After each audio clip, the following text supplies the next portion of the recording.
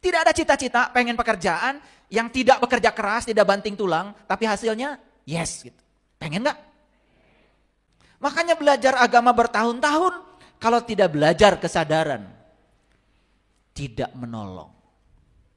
Pada situasi kritis, ilmu yang kita miliki tidak menolong kita, oleng. Kenapa?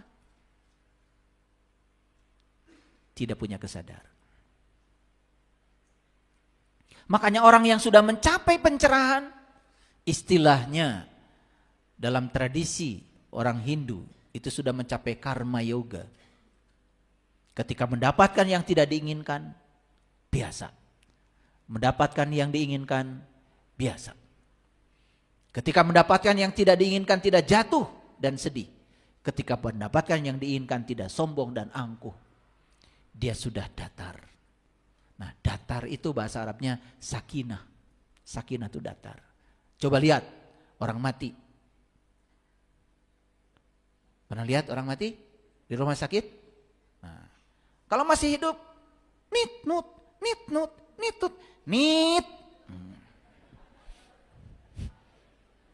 datar. Itu sakinah tuh itu. Begitu datar sudah. Wassalam. Betul? Iya. Pernah menyaksikan itu kan? Iya. Gelombangnya masih ada pulsanya, naik turun. Nah itu ketika masih hidup. Ketika sudah datar, udah tutup.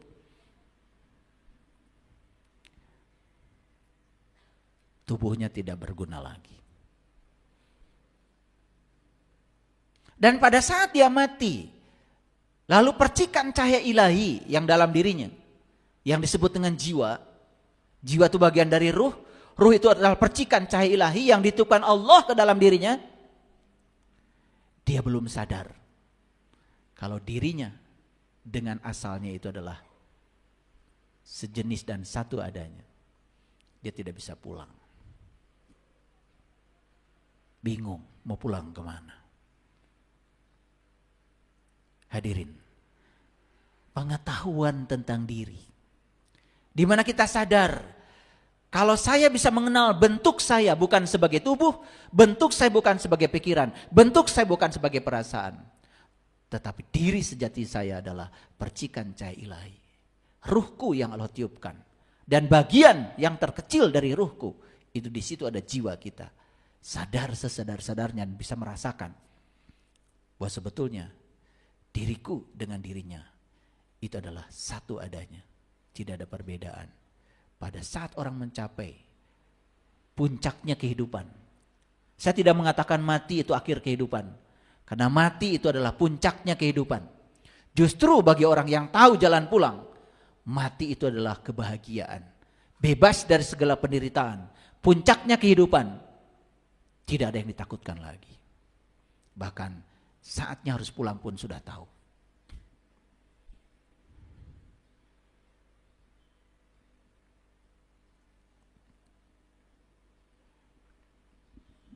Cinta itu berpihak pada keadilan. Cinta buta berpihak pada ketidakadilan. Disogok. Padahal dia adalah punya otoritas untuk menegakkan kebenaran. Karena disogok, saya kasih tahu. Semua orang yang masih mudah disogok, itu orang miskin dan kekurangan. Kalau orang sudah merasa berkecukupan, gak bisa disogok.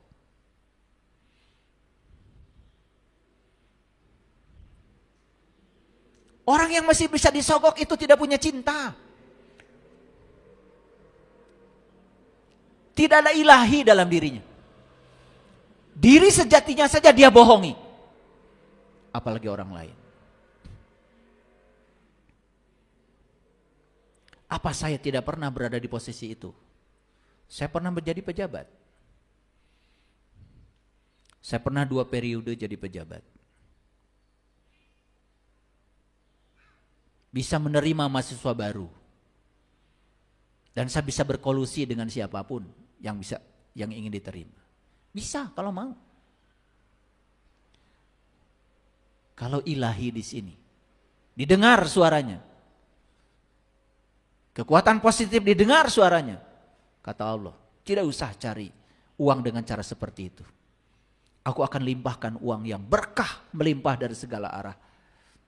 Tanpa harus melakukan itu. Ternyata,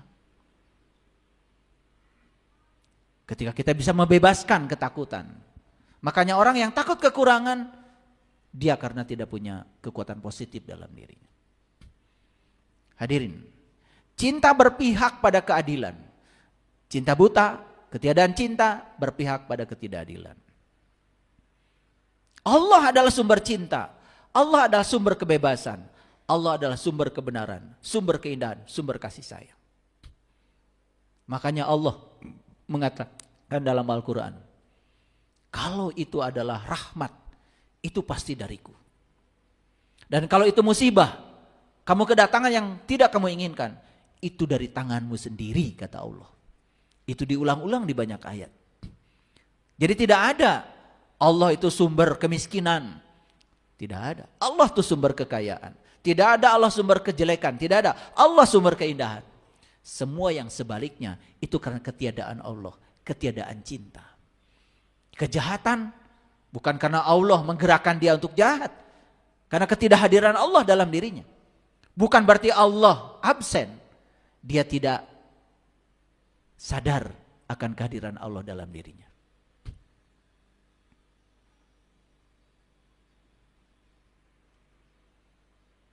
Jadi cinta itu membangun harmonisasi, membangun kebahagiaan. Cinta buta selalu membangun konflik dan kehancuran. Cemburu itu contoh jelas dari cinta buta. Ada yang suka cemburu di sini?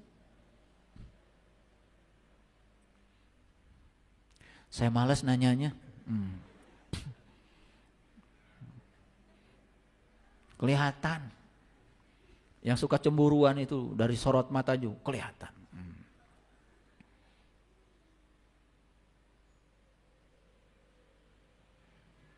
Dengan cinta kita dapat memiliki kehidupan yang menakjubkan. Inilah.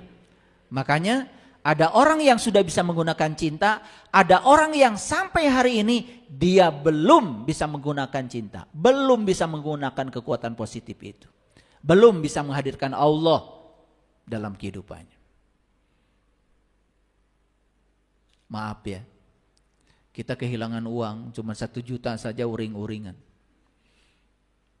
Tapi ada gak orang uring-uringan karena kehilangan Allah? Itu. Tapi ngakunya bertuhankan Allah. Lucu ya. Itulah pentingnya kita belajar meniti ke dalam diri. Ya, berarti kita belum sadar, kita masih mabuk. Semestinya kita memiliki hidup seperti yang kita dambakan. Semestinya kita memiliki pekerjaan yang mengasihkan. Semestinya kita bisa mencapai yang kita ingin. Semestinya kita memiliki hubungan yang membahagiakan. Semestinya kita memiliki uang untuk mencapai yang diimpikan. Semestinya kita bisa berpergian kemanapun kita suka. Semestinya kita mengendarai mobil yang kita inginkan. Kenapa itu tidak terjadi? Sudah tahu? Karena di sininya kosong, tidak ada cinta, tidak ada kekuatan positif. Contoh sederhana. Bikin rumah, orang lain mah bikin rumah teh ingin rumah pinggir jalan. Ingin rumah pinggir jalan walaupun belum punya mobil, itu sudah doa itu. Berarti ada harapan punya mobil. Begitu rumah, bikin pinggir jalan, bikin garasinya, gede. Belum ada mobilnya. Kok bikin garasi Pak? Nanti mobil bakal datang. Itu sudah ada kekuatan positif dalam dirinya. Karena percaya. Tetapi orang yang bilang, udah ngapain pakai garasi? Kita nggak akan punya mobil. Tuh. Tidak ada cinta dalam dirinya. Tidak ada kekuatan dalam dirinya. Sudah menghukumi dirinya dengan keterbatasan. Katanya Allah tak terbatas. Banyak yang gitu. Nih, saya kasih tahu. Lalu yang disalahkan Allah, takdir. Saya ingin mengajarkan. Silakan. Ingin mobil apa? Yang dibutuhkan seperti apa? Tuh. Ini yang masih jomblo. Doa setiap hari. Minta jodoh sama Allah. Ternyata perilaku hariannya tidak mendukung doanya. Kalau pengen punya jodoh, waktu tidur, jangan di tengah kasur. Di pinggir. Sisakan. Di pinggir sebelahnya. Baru bener. Ini mungkin omongan saya dianggap lelucon. Ya Allah. Ingin punya baju tapi tidak disediakan lemarinya. Gak apa-apa belum punya baju, siapkan lemarinya. Nih buat merek ini buat merek ini, buat merek ini. Udah kasih merek aja duluan. Percaya sama saya. Itu sudah doa. Otak kita sedang memancarkan frekuensi. Dan semua benda-benda yang ada di sekitar kita tuh kayak garpu tala. Kalau frekuensinya kita sudah nyambung, semesta punya cara sendiri untuk menghadirkannya.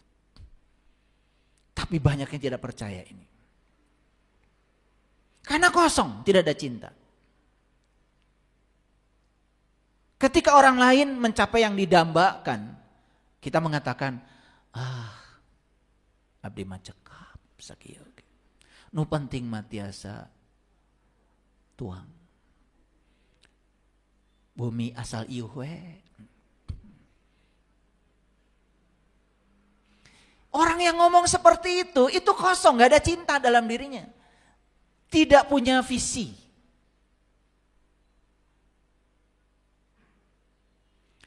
Abdi manu penting magaduh pada malahan. Teu naon capek oge. Tidak ada cita-cita pengen pekerjaan yang tidak bekerja keras, tidak banting tulang, tapi hasilnya yes gitu. Pengen gak? Percaya itu ada. Di sini dan di sini, di sini dan di sini, pikiran dan perasaan, pikiran dan perasaan, pikiran dan perasaannya tidak diubah.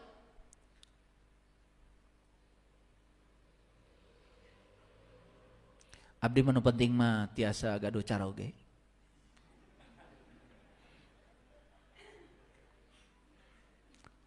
Nu penting mah. Ulah disebatkeun jomblo. Kantenan disebatkeun janda mah. Ya, ketika nikah ya cuma sampai di situ. Hanya status saja. Teng ka mana? Bang Toyibnya. Tara balik. Kacaritakeun wungkul. Ya karena settingnya kita. Sekali lagi saya kasih tahu. Tidak ada dalam kehidupan kita yang bukan undangan kita. Yang mengundangnya adalah pikiran dan perasaan kita.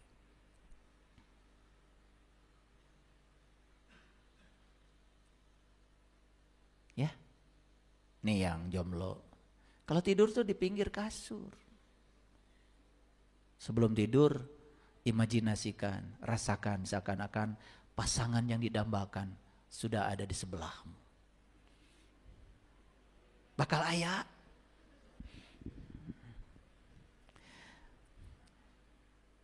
Ini dianggap lelucon. Padahal ini adalah kekuatan pikiran.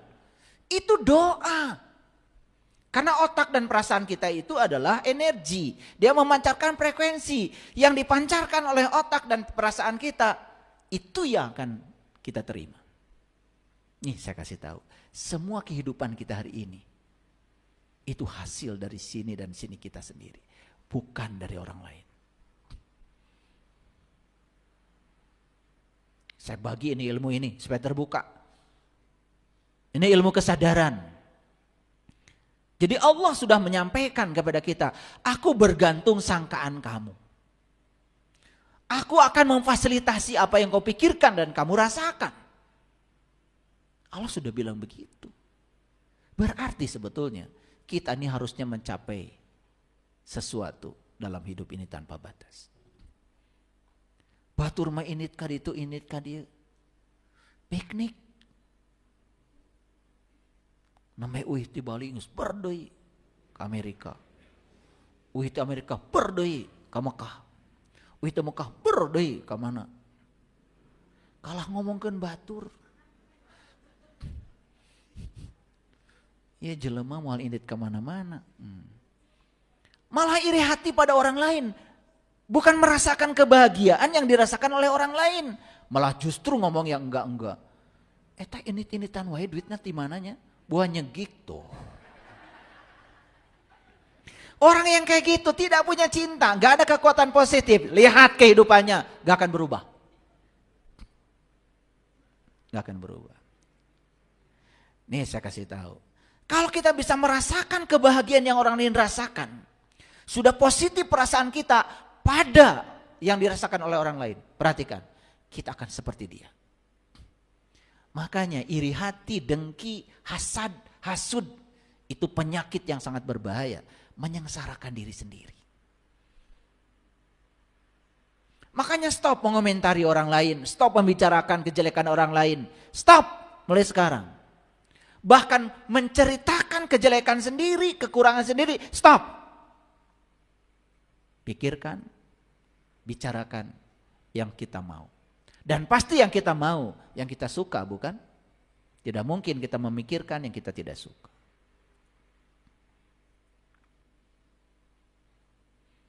Dengan cinta kita bisa bangun setiap pagi dengan perasaan semangat. Saya mau nanya, tadi pagi bangunnya semangat? Apa yang bikin semangat? Apa yang bikin semangat? Karena hari ini adalah hari yang menyenangkan. Hari ini saya mau dapat pencerahan. Hari ini saya mau dapat ilmu yang luar biasa. Hari ini saya akan bertemu orang-orang yang sefrekuensi dengan saya. Hari ini saya akan bertemu orang sahabat-sahabat yang bisa menginspirasi saya. Hari ini saya akan dapat makanan yang enak yang saya sukai. Coba luapkan perasaan itu pagi-pagi. Percaya sama saya. Tidak ada hari yang tidak menyenangkan. Tapi kalau bangun pagi sudah kemurungsung, pikirannya buruk, takut ketemu orang, itu yang akan kita tarik. Maka tertawalah, bergembiralah.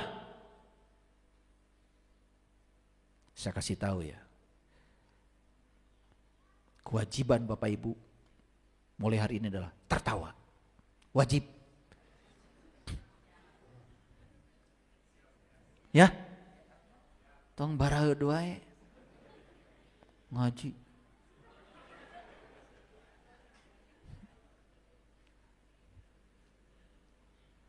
Karena kalau ini enggak tertawa, enggak senyum itu, otak kita terus memproduksi adrenalin, hormon-hormon kortisol. Akibatnya apa? Tangan pegel. Duh, cara rangke. Aduh. Habis duduk mau bangkit. Aduh. Ditolonyong. Betul? Ingat ya, di sini tuh ada batara guru. Ada pineal gland. Ini sistem kelistrikan kita. Itu sangat nyambung dengan perasaan kita. Karena kalau sistem kelistrikan kita sehat, sistem kimia tubuh kita sehat, maka yang diproduksi oleh tubuh ini hormon-hormon yang menyenangkan. Endorfin, oksitoksin, serotinin. Bukan hormon-hormon yang merugikan. Maka tubuh kita ini jadi hebat. Gak ada cerita semut masuk ke jari-jari. Hati-hati tuh kalau semut masuk ke jari-jari itu para regel, cara rangkel, kurang seri.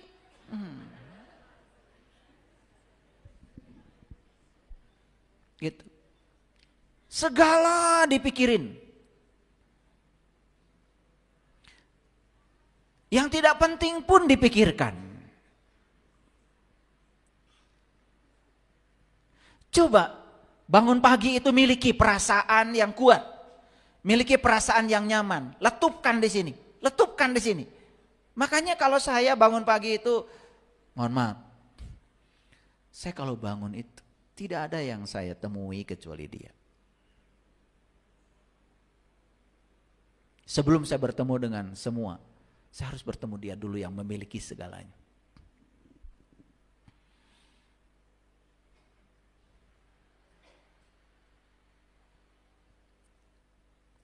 Itulah pentingnya kita tahu caranya. Bagaimana caranya kita bertemu dengan jati diri kita. Gitu bangun itu, gak ada yang prioritas utama kita itu. Makanya apa? Begitu bertemu dengan yang maha indah, bertemu yang maha gagah, bertemu dengan sumbernya segala kebahagiaan. Meluap-luap di sini perasaan itu. Senang, nyaman. Otak kita menjadi transmitter yang memancarkan gelombang-gelombang yang frekuensi tinggi. Dia akan menggetarkan semua yang frekuensi tinggi itu untuk hadir dalam kehidupan kita.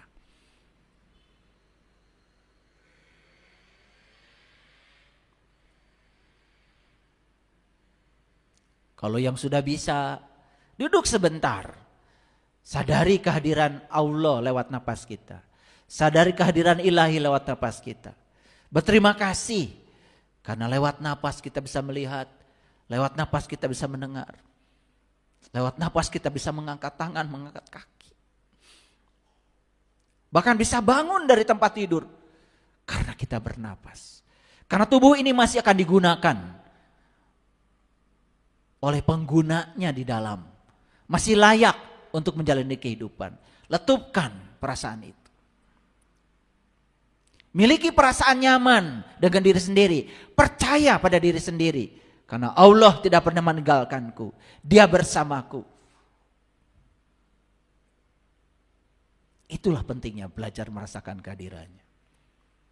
Inilah pentingnya belajar. Aduh, kalau sudah sampai di kesadaran ini hadirin.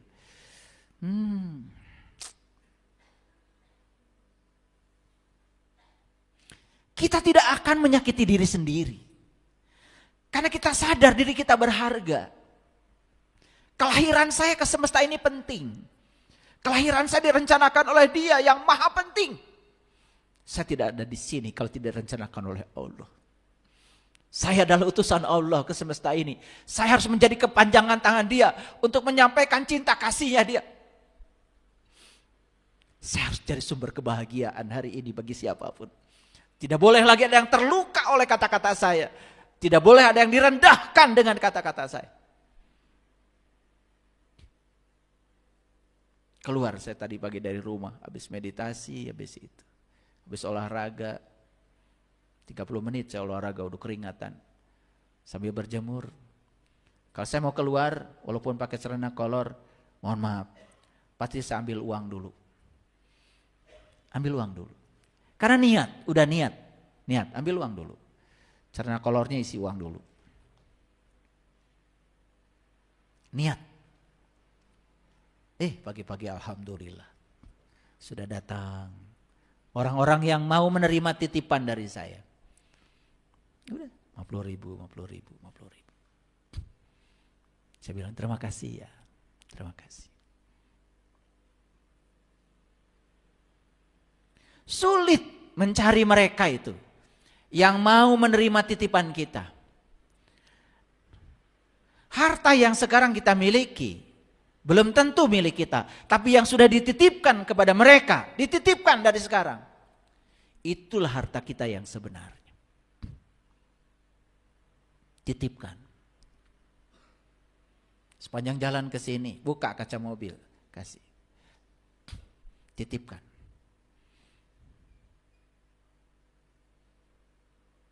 Ucapkan terima kasih kepada mereka yang mau menerima titipan kita. Jangan paksa orang lain yang kita beri harus berterima kasih pada kita. Belajar kita yang memberi berterima kasih pada mereka yang mau menerima titipan kita. Karena kalau tidak ada mereka yang mau menerima titipan itu, kita tidak bisa melakukan kebaikan. Mau dititip di mana? Ayo, mau titip di mana? Semua harta yang belum kalian bagikan masih teka-teki, belum milikmu. Mungkin pada saatnya kamu mati, malah itu ditinggalkan. Dan bertahun-tahun kita mengumpulkan itu hanya untuk ditinggalkan. Titip.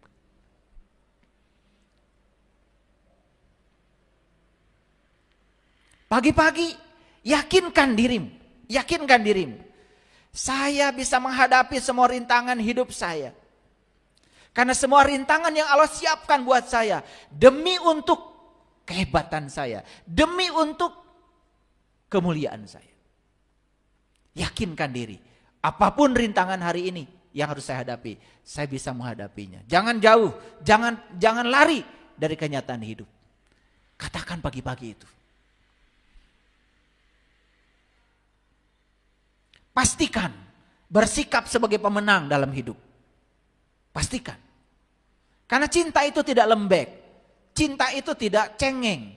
Cinta itu adalah kekuatan positif. Saya pasti bisa mengatasinya. Dan pasti kehidupan saya hari ini menakjubkan. Pagi-pagi itu. Keren banget. Praktekan ya. Praktekan. Ketika kita bangun pagi kosong, tidak ada kekuatan cinta di sini. Mengalami ketiadaan cinta, apa yang terjadi? Mulai bangun pagi aja udah banyak konflik. Anak rewel sedikit saja marah. Pasangan rewel sedikit saja marah. Tuh. Karena pagi-pagi sudah salah settingnya.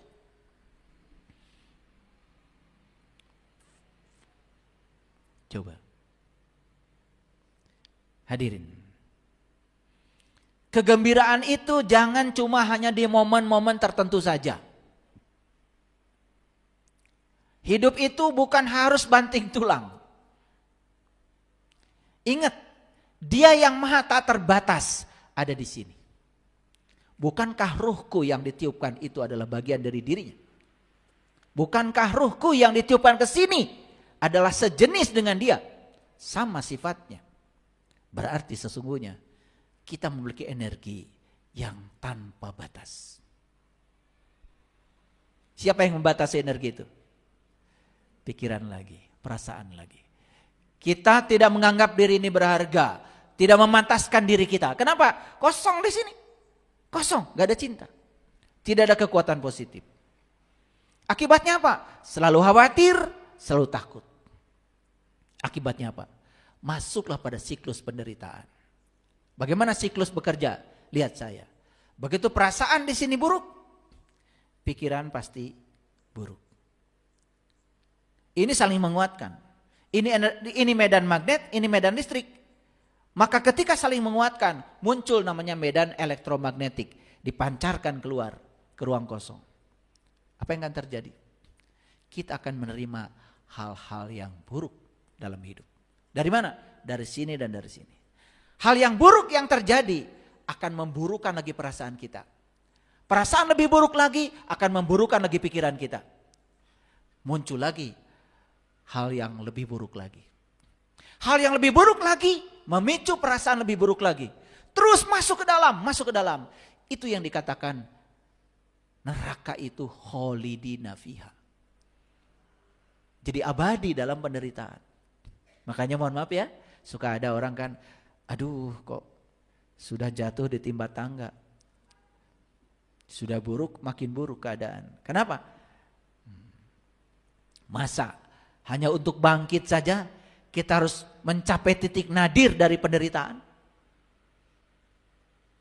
Ingat, akhirnya alam semesta akan memaksa kita untuk mencapai titik balik itu. Dan membiarkan kita mencapai titik nadir dulu penderitaan. Makanya penderitaan ada batasnya. Kalau kebahagiaan tidak ada batasnya. Nah, kalau orang sudah masuk pada siklus penderitaan seperti ini, sangat berbahaya. Untuk keluar dari situ sangat sulit. Pernah lihat hadirin, ada orang membuat sangkar burung. Sangkar burung. Kan bikinnya satu-satu, satu jeruji, sampai akhirnya Setelah yakin, aman, burung masuk sana. Di penjara di sana. Nah, ketika kita menciptakan satu perasaan buruk dan pikiran buruk, berarti kita membuat satu jeruji. Menciptakan lagi perasaan buruk, membuat satu jeruji. Terus, kita tidak jujur, tidak sadar. Kalau kita sedang membuat penjara untuk diri kita sendiri, akhirnya kita seperti seekor burung yang terpenjara di dalam. Penjara apa? Penjara penderitaan, penjara kesulitan. Kenapa? Ditambah lagi, sulit memaafkan, sulit memahami. Wah, tambah parah lagi. Tidak ada kekuatan positif. Yang ada cuman ketiadaan cinta, kegelapan. Silakan, rasakan kalau itu yang dialami. Berbahaya sekali. Itu neraka sebetulnya.